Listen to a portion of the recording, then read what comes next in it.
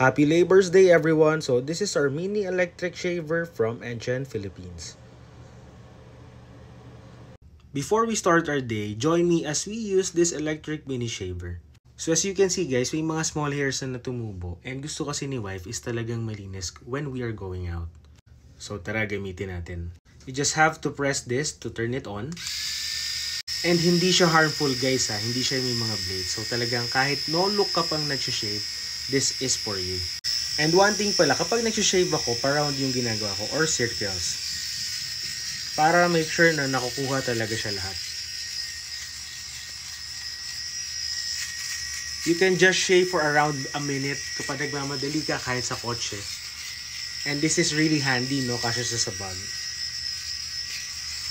So for me, this is a must-have for our men. So nakapag-shave na tayo under a minute.